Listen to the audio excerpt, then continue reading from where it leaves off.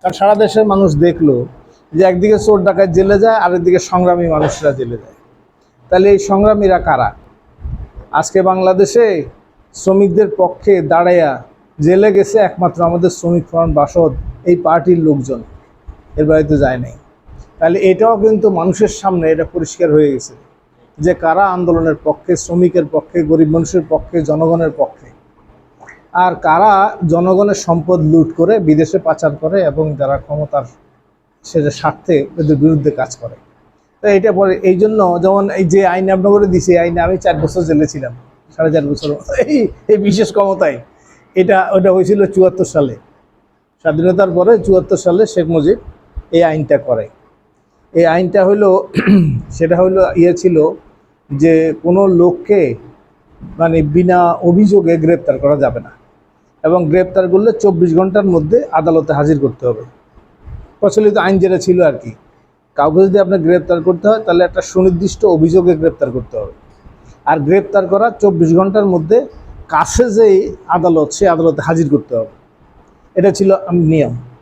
এইটারে পাল্টাই দিল, দিয়ে কি বলল যে যদি এরা মনে করে, সরকার মনে করে যে এই লোক কোনো একটা কী কাজের মধ্যে, যে বন্ধুত্ব নষ্ট করা, যে প্রচলিত যে নিয়ম এগুলি ভঙ্গ করা, অশান্তি সৃষ্টি করা ইত্যাদি ইত্যাদিগুলি করে, তাইলে তারে অভিযোগ ছাড়া গ্রেপ্তার করা যাবে এবং আদালতে হাজির করা লাগবে না, তারে জেলখানায় ঢুকাই দিতে হবে। আর এর সঙ্গে যেটা ছিল 6 মাস আবেদন করা যাবে না। এখন ওই কিছু আবার ধারা করছে যেটাতে আপনারা বাড়িতে পারছেন। তো এইটা দিয়ে 6 মাস পরে রিভিউ হবে, মানে তারা ছাড়া যাবে কি যাবে না, এরকম এই বিদ্যাটা কালো আইন এটা।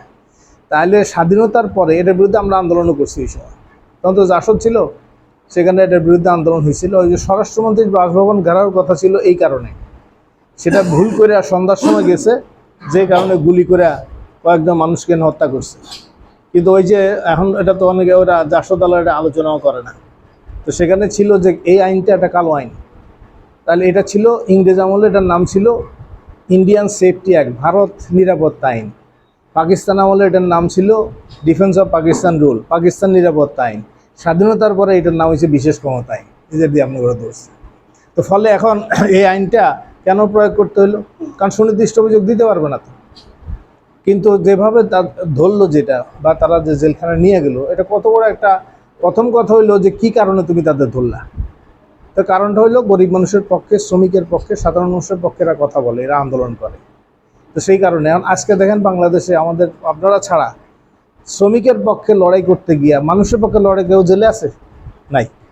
আছে চোর ডাকাত, এগুলি আছে ফাঁসিবাদী, আর আছে কে? সংগ্রামী। এইটাই আজকে মানুষের সামনে পরিষ্কার।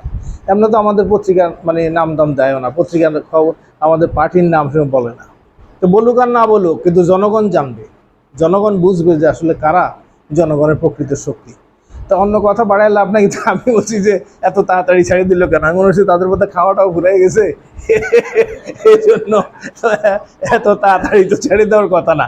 তা আপনাদেরকে 10 বছর রাখলেও কি আপনারা মনের ভালো হইতেন?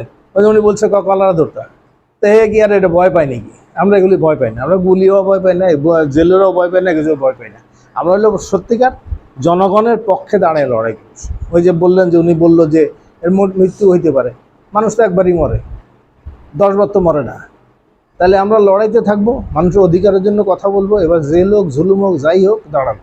এবং এটাই আমাদের দলের শিক্ষা এবং আমাদের সংগ্রাম। এবং এটা শুধু আমরা বিচ্ছিন্ন না, আমাদের যে ছাত্র ফ্রন্ট, শ্রমিক ফ্রন্ট, এই যে আজকের নারী নীতি নিয়ে আছে, মোল্লারা যে মাঠে নামছে, তো সেখানে আমাদের মহিলা ফোরাম বলছে যে আমাদেরও কিছু আপত্তি আছে কিছু জায়গায়, কিন্তু তারা যেইভাবে এদেরকে বেশ্যা ডাকতেছে, তারপরে এদেরকে একদম উৎখাত করে দিবে, ইয়ে করে ফেলবে, এবং সত্যিকার অধিকার, সেই অধিকারের বিরুদ্ধে তারা কথা বলে, সেখানে আমরা দাঁড়াইতেছি। আবার আমাদের যে চারণ সাংস্কৃতিক কেন্দ্র যেটা আছে, আমরা সেটা বলছি যে মানুষের যে বিকাশের জন্য, মানুষের বিনোদনের জন্য যে ধরনের সংস্কৃতি, আমাদের ইতিহাস ঐতিহ্য, সেটার এখন আটকায় দিতেছে, সেটার বিরুদ্ধে আমরা কথা বলতেছি।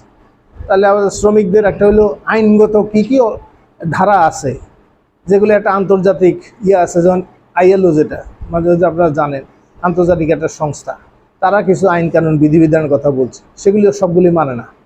আবার দেশের মধ্যে শ্রমিকদের যে অধিকার, ন্যায্য অধিকার, সেগুলিও মানতেছে না। তাহলে সেটা নিয়ে আমরা কথা বলতেছি। তাহলে কোথায় কোথায় ঘাটতি আছে, কিভাবে শ্রমিকদের ফাঁকি দেয়, শোষণ করে, এবং কিভাবে তাদের আইনগতভাবে তাদেরকে বঞ্চিত করে, এটা নিয়ে আমরা কথা বলতেছি।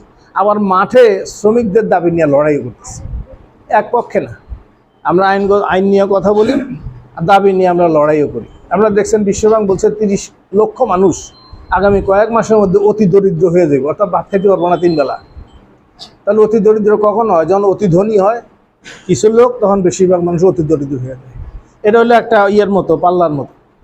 যদি আপনার লুটেরার গোষ্ঠী লুটপাট করে থাকে, তাহলে বেশিরভাগ মানুষ শ্রমজীবী দরিদ্র হয়ে যাবে। আর যদি ওদের লুটপাট ঠেকানো যায়, তাহলে দরিদ্র মানুষ যারা শ্রমজীবী মানুষ, তাদের অবস্থার উন্নতি হবে, সোজা হিসাব।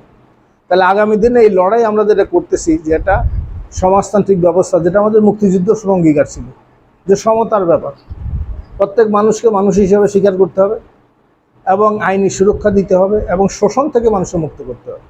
সেই সমাজ, শোষণহীন সমাজ প্রতিষ্ঠার জন্য আমরা আন্দোলন করতেছি, সবাই মিলে একযোগে আমরা লড়াই করতেছি।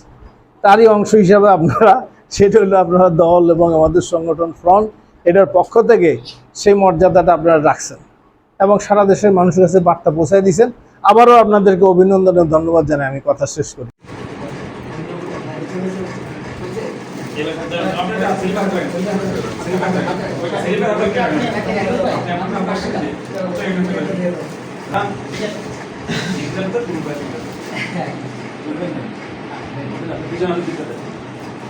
সামনে আসো। হ্যাঁ,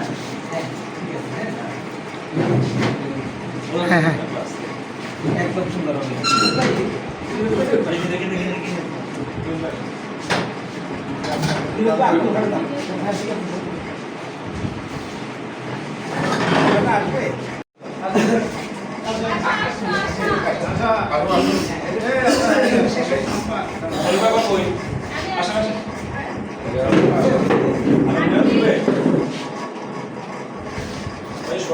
আশাপু পিছনে যান, পিছনে যান।